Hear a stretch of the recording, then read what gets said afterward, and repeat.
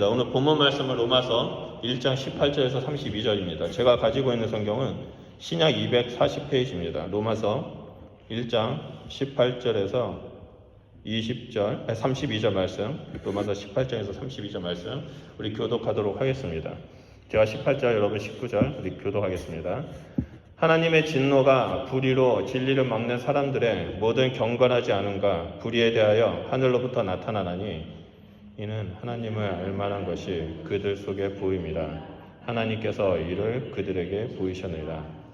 창세로부터 그의 보이지 아니하는 것들 곧 그의 영원하신 능력과 신성이 그가 만드신 만물에 분명히 보여 알려졌나니 그러므로 그들이 핑계하지 못할지니라. 하나님을 알 때 하나님을 영화롭게 아니하며 감사하지도 아니하고 오히려 그 생망이 허망하여지며 미련한 마음이 어두워졌나니 스스로 지혜 있다 하나 어리석게 되어 썩어지지 아니하는 하나님의 영광을 썩어질 사람과 새와 짐승과 기어다니는 동물 모양의 우상으로 바꾸었느니라. 그러므로 하나님께서 그들을 마음의 정욕대로 더러움에 내버려 두사 그들의 몸을 서로 욕되게 하였으니 이는 그들이 하나님의 진리를 거짓으로 바꾸어 피조물을 조물들보다 더 경배하고 섬기라. 주는 곧 영원한 천성이 받으실지라. 이때부터 하나님께서 그들을 부끄러운 욕심에 내버려 두셨으니 곧 그들이 여자들도 순리대로 쓸 것을 바꾸어 영리로 쓰며 그와 같이 남자들도 순리대로 여자 쓰기를 버리고 서로 향하여 운명의 불깃들하며 남자가 남자와 더불어 부끄러운 일을 행하여 그들의 그릇됨을 상당한 보응을 그들 자신에게 받았느니라. 또한 그들이 마음에 하나님 두기를 싫어하며 하나님께서 그들을 그 상실한 마음대로 내버려 두사 합당하지 못한 일을 하게 하셨으니 그 모든 불의, 죄와 탐욕, 악의가 가득한 자요, 시기, 살인, 분쟁, 사기, 앗독이 가득한 자요, 스근스근하는 자요, 비방하는 자요, 하나님께서 미워하시는 자요, 능욕하는 자요, 교만한 자요, 자랑하는 자요, 악을 도모하는 자요, 부모를 거역하는 자요, 우매한 자요, 배역한 자요, 무정한 자요, 무자비한 자라. 그들이 이 같은 일을 행하는 자는 사형에 해당한다고 하나님께서 정하심을 알고도 자기들만 행할 뿐 아니라 또한 그런 일을 행하는 자들을 옳다 하느니라. 아멘. 오늘은 본문 말씀은 로마서입니다. 로마서는 사도 바울이 로마 교회에 쓴 편지입니다. 로마서에는 우리가 믿음의 근간을 이루는 복음이 체계적으로 기록되어 있습니다. 그래서 1절을 보면 바울은 자신을 예수 그리스도의 종 사도로 부르심을 받아 하나님의 복음을 위하여 택정함을 받았다라고 말합니다. 그리고 나서 11절에 내가 너희를 보기를, 그래서 너희라고 말하면 로마 교회를 말하겠죠. 내가 너희 보기를 간절히 원하는 것은 어떤 신령한 은사를 너희에게 나누어 주어 너희를 견고하게 하려 함이니라고 말합니다. 여기서 신령한 은사는 예언, 방언 통역, 신유 뭐 그런 것들이 아닙니다. 성령의 은사가 아니라 이 신령한 은사는 로마서 처음부터 끝까지 쫙 읽어보면 바울이 전하고자 하는 복음이라는 사실을 알 수 있습니다. 그래서 이 바울이 이미 그 로마의 교회가 세워지고 로마의 복음이 선포되어서 그리스도인들이 있는 그 사람들에게 이미 복음을 들었던 사람들에게 내가 신령한 은사, 내가 복음을 너희에게 전하고자 한다라고 말을 합니다. 그 말은 무엇입니까?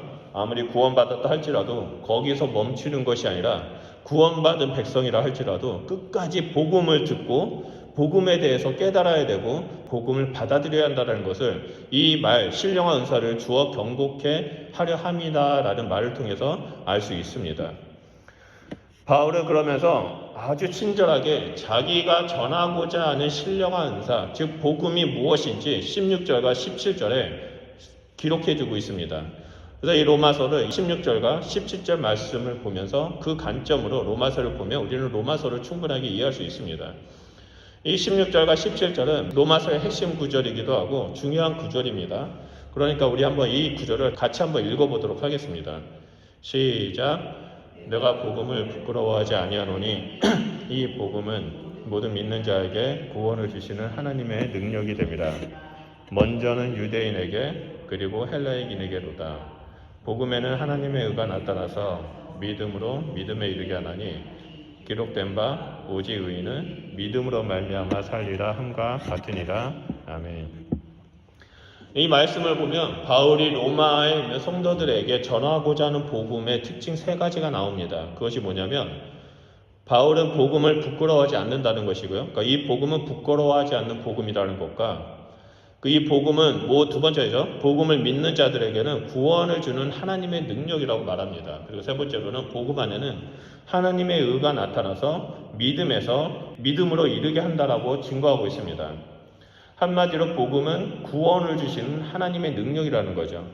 그러면서 하박국 2장 4절에 나오는 말씀을 인용해서 오직 의인은 믿음으로 말미암아 살리라 함과 같으니라 라고 말하면서 이 복음을 믿는 그 믿음의 중요성을 강조합니다.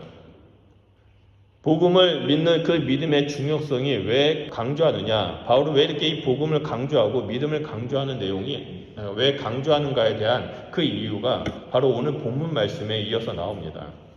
오늘 본문 말씀에서는 바울은 왜 모든 사람들에게 복음이 필요한가를 말합니다. 그 이유는 모든 인간은 단 한 명도 빠짐없이 죽을 수밖에 없는 죄인이라는 사실이기 때문입니다. 그래서 방금 우리가 함께 읽었던 이 내용을 보면 하나님의 진노를 일으켰던 인간의 경건치 않음과 불의가 쫙 나옵니다. 그렇다면 도대체 인간이 무슨 죄를 지었길래 하나님의 진노를 일으켰는지 우리는 이 본문 말씀을 통해서 살펴봐야 한다는 겁니다. 그리고 오늘 본문 말씀에서 성경은 죄의 본질에 대해서 뭐라고 말하고 있는지, 또 그 죄는 구체적으로 어떤 모습으로 나타나고 있는지 살펴봐야 합니다. 바울은 이에 대해서 아주 구체적으로 인간의 죄상을 낱낱이 공개합니다. 그러면서 우리가 왜 복음이 필요한지, 왜 하나님 아들 예수 그리스도가 이 땅에 오셔서 십자가에 죽으시고 부활해야만 하셨는지를 알려줍니다. 그래서 오늘 이 시간에는 우리들이 저지를 수밖에 없는 이 죄의 본질을 좀 살펴보려고 합니다. 그래서 하나님의 은혜와 사랑 그리고 예수 그리스도의 희생에 감사하면서 하나님 앞에 이 감사의 제사를 드리는 시간이 되기를 소원합니다. 그 첫 번째는 경건하지 않은 것과 불의에 대한 하나님의 진노입니다. 우리 다 같이 18절 말씀을 보도록 하겠습니다.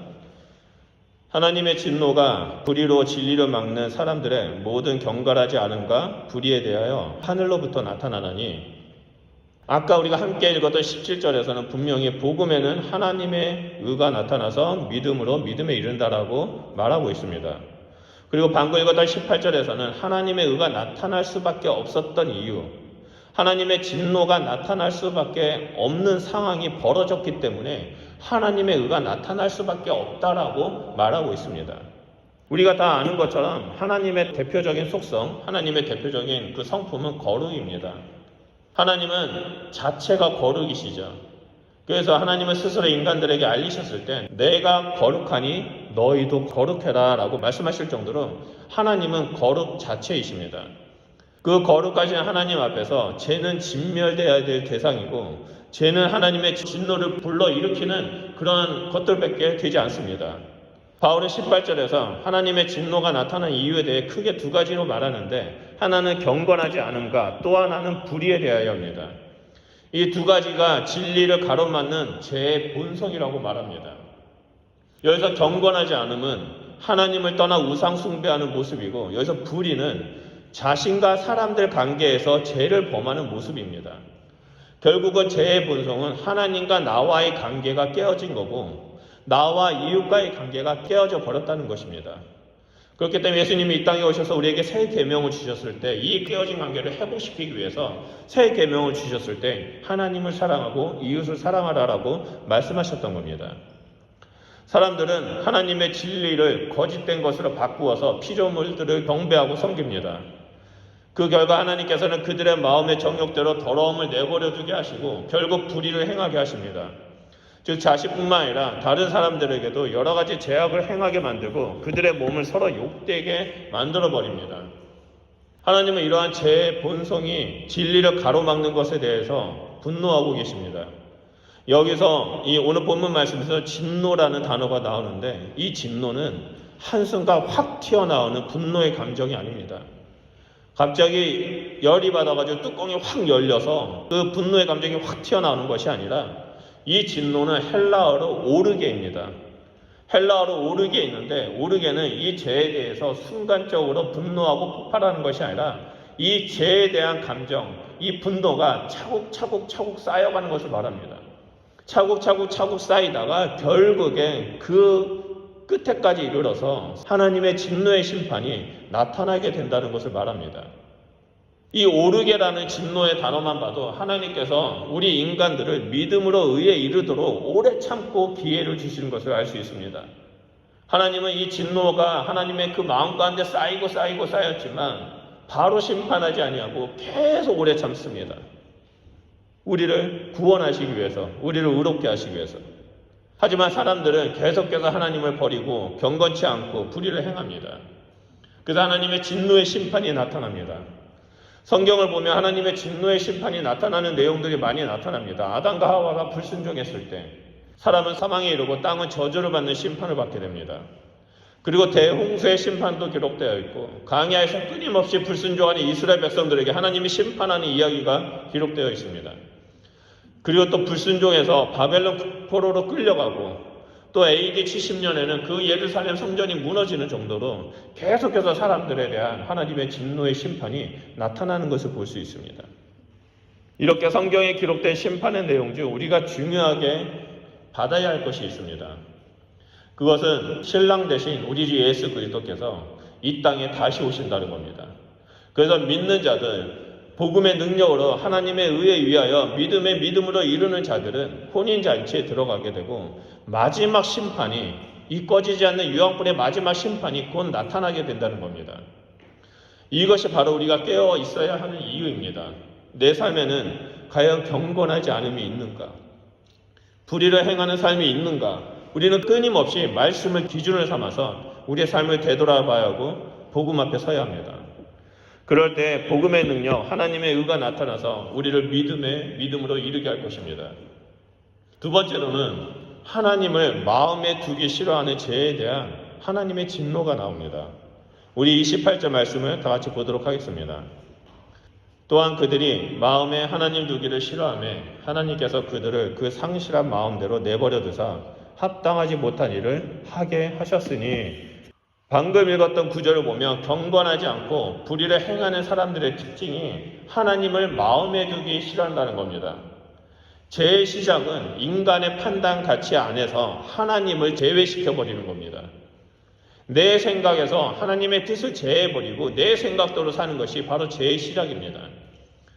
피조물인 인간이 이 땅에서 살아가는 기준은 창조주이신 하나님이어야 하는데 내 생각을 더 중요시하다 보니까 하나님을 버리게 됩니다. 아담과 하와는 뱀의 꼬임에 빠져서 선악과를 보면서 자신의 생각을 더 중요시했습니다. 저 선악과만 먹으면 나는 하나님처럼 될 수 있는데 라는 그 생각에 빠지다 보니까 하나님을 버리게 됩니다. 이스라엘 백성 역시 광야에서 그 힘들고 어려운 환경 속에서 그 환경을 바라보니까 하나님을 버려버립니다. 자신의 생각에 집중하고 힘든 거에 집중하고 불평과 불만에 집중한 나머지 하나님을 버리고 반역하게 됩니다. 이처럼 하나님의 마음을 두지 않는다는 것은 바로 하나님을 버리고 하나님 말씀에 불순종한다는 것을 말합니다. 그리고 이 불순종은 결국 하나님을 대적하게 만들어버립니다. 이런 사람들은 결코 하나님 앞에 핑계를 댈 수 없습니다. 그 이유는 19절에 나옵니다. 19절을 보면 하나님께서는 피조물을 통해 자신을 보이셨기 때문입니다. 이 땅에 있는 모든 사람들은 매일 보는 하늘과 해와 달과 별, 산과 바다를 보면서 똑같은 자연이지만 그 속에서 하나님께서 매일같이 섭리 가운데 운영하시고 그 창조하신 하나님의 솜씨, 하나님의 섭리, 하나님의 능력을 볼 수 있기 때문입니다. 하지만 사람들은 하나님을 마음에 두기를 싫어하니까 오히려 이 자연 만물을 창조하신 하나님을 바라보지 못합니다. 오히려 이 자연에 무언가 특별한 게 있다라고 생각하죠. 하나님께서 함께 능력으로 운영하시는 그것들을 자연에게 있다라고 생각하고 이 자연을 숭배하게 됩니다. 어리석은 일들을 행하게 됩니다. 그래서 별의별 신들이 많죠. 바울은 20절에 하나님은 그 영원하신 능력과 신성을 피조물에게 분명히 보이셨기 때문에 사람들은 하나님의 진노에 대해서 결코 핑계대거나 피할 수 없다라고 말합니다. 사람들의 마음 중심에 그 심령에는 하나님의 형상이 있어야 합니다. 만약 그 마음 중심에 하나님을 두기를 싫어한다면 그 마음은 깊은 상실감에 빠지게 되고 그 죄스러움에 빠지게 됩니다. 그래서 이 상실감을 채우기 위해서 더 많은 자극적인, 더 많은 쾌락을 쫓아 살아가면서 끊임없이 죄를 짓게 됩니다. 결국에 하나님의 형상을 잃어버린 이 사람들은 영적 무감각과 자기를 정당화시키는 그 늪에 빠져서 자신을 구원할 수 없는 데까지 이르게 됩니다. 오늘날 우리가 살고 있는 시대는 이 상실감이 가득한 시대에 살고 있습니다. 그래서 사람들은 하나님이 아닌 계속 다른 우상을 만들어내고 이단을 따라가고 그 상실감을 채우려고 노력합니다. 또한 상실감 때문에 공허함을 채우기 위해 수많은 제약을 행하기도 합니다. 문제는 이러한 일들이 교회 내에서도 일어나고 있다는 겁니다. 교회는 철저하게 머리 대신 예수 그리스도의 말씀대로 살아가는 순종하는 믿음의 공동체인데 그렇게 행하지 않는다는 겁니다. 하나님을 사랑하고 예수를 사랑하는 사랑의 공동체인데 어떤 교회를 보면 전 세계에 있는 교회를 말하는 겁니다. 전 세계에 있는 교회 안에 예수 그리스도의 말씀대로 섬기는 교회가 있는 반면 자신의 뜻대로 운영하는 그런 교회들이 있다는 것이 보여집니다. 마치 세상의 일반 회사 같습니다. 2010년에 미국 로스앤젤레스에 대형 교회인 수종교회가 있었습니다. 이 수종교회는 2010년에 법적으로 부도를 선언했습니다. 파산을 신청했습니다. 당시에 이 수종교회를 담임 목사로 있었던 분은 긍정의 힘을 강조했던 로버트 실러 목사입니다. 여러분 로버트 실러 목사님 이름 많이 들어봤을 겁니다. 이분은 교회를 기업으로 여겼고 선교를 비즈니스라고 말했고 신자들은 고객이라고 말하면서 교회를 운영했습니다. 그래서 교회도 멋지게 유리로 만들어서 수종교회라는 그런 명칭을 받게 되고 전 세계에서 가장 아름다운 교회, 전 세계에서 가장 성공한 교회가 되었습니다. 성도들도 수십만 명이 모였습니다.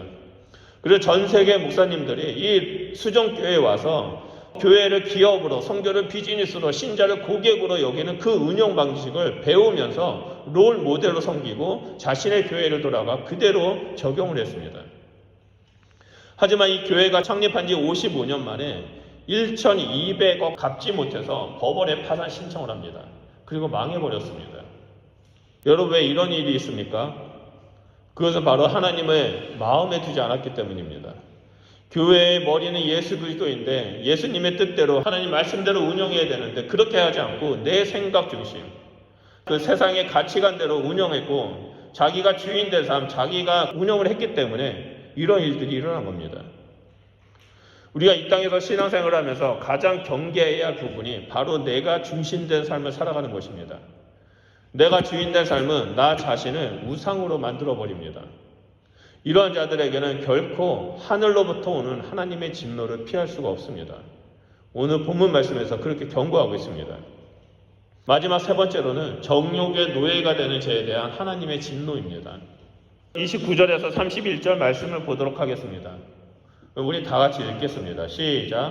그 모든 불의, 추와, 탐욕, 악의가 가득한 자요, 시기, 살인, 분쟁, 사기, 악독이 가득한 자요, 수근수근하는 자요, 비방하는 자요, 하나님께서 미워하시는 자요, 능욕하는 자요, 교만하는 자요, 자랑하는 자요, 악을 도모하는 자요, 부모를 거역하는 자요, 우매하는 자요, 배약하는 자요, 무정한 자요, 무자비한 자라.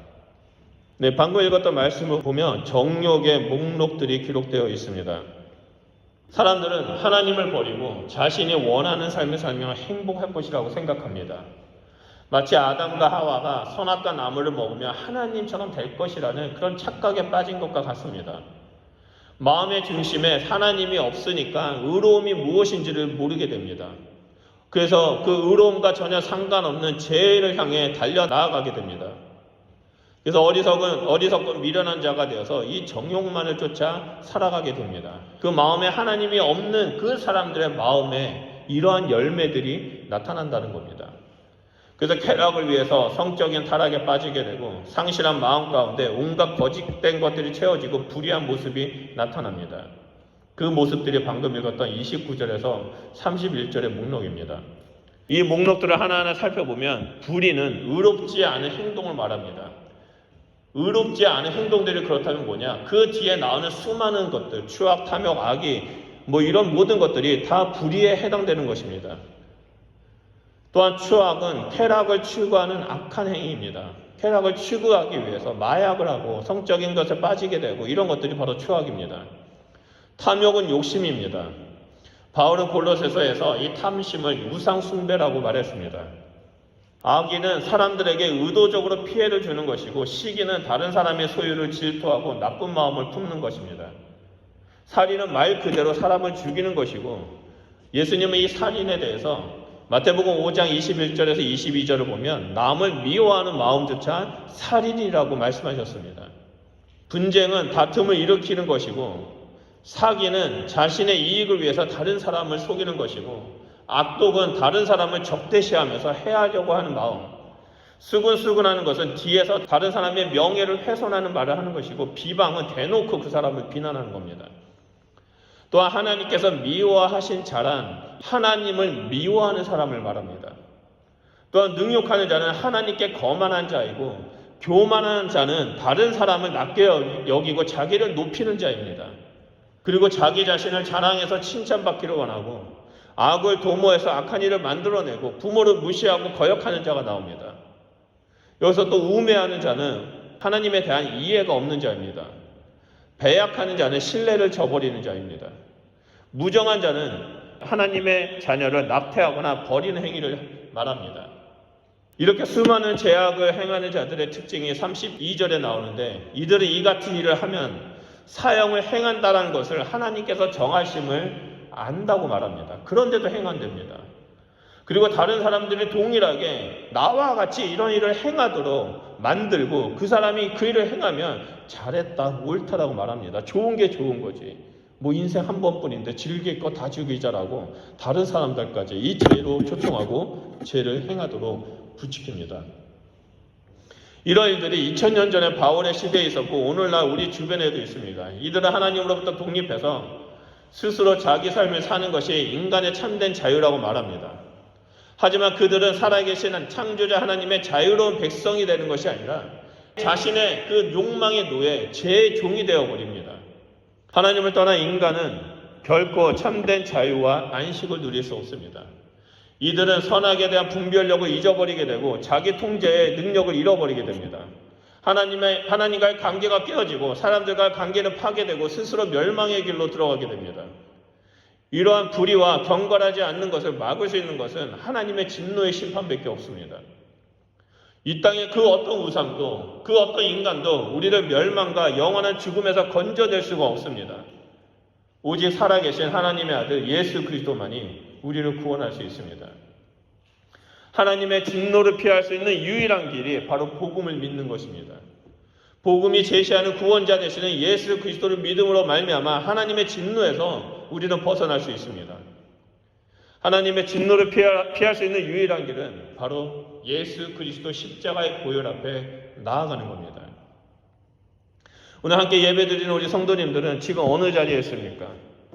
여러분들의 삶의 영역 가운데 복음으로 말미암아 새롭게 되었습니까? 아니면 아직도 우리의 모든 영역 가운데 일부분은 하나님의 복음에 사로잡힌 부분이 있습니까? 우리가 하루하루를 살아갈 때 하나님의 은혜를 기억하면서 살아가야만 합니다. 우리의 연약함으로 인해 쓰러졌을 경우 예수 그리스도의 보혈로 다시 한번 그 죄를 용서받고 하나님의 은혜 가운데 머물러야 합니다. 또한 우리는 하나님만을 섬기고 하나님만을 높이며 살아야만 합니다. 하나님께 마음을 두고 헛된 것에 마음이 빼앗기지 아니하도록 우리의 심령 가운데 늘 하나님을 사모하고 그 영적 전쟁에 서 있어야만 합니다.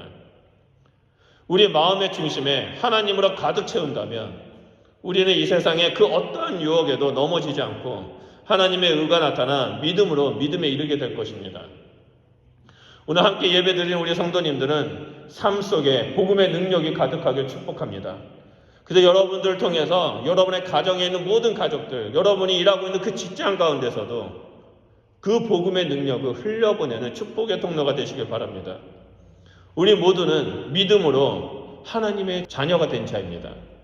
우리 그 하나님 앞에 이 시간 나아가면서 감사함으로 기도하며 나아가겠습니다. 우리 말씀을 기억하면서 하나님께 기도하겠습니다. 하나님, 내 삶 가운데 복음의 능력을 나타내게 해주셔서 감사드립니다. 하나님, 내 삶 가운데 예수 그리스도의 보혈을 부어주셔서 하나님의 자녀로 삼아주셔서 감사드립니다. 그 복음의 능력으로 하나님의 의가 나타나서 믿음으로 이르게 해주셔서 감사드립니다.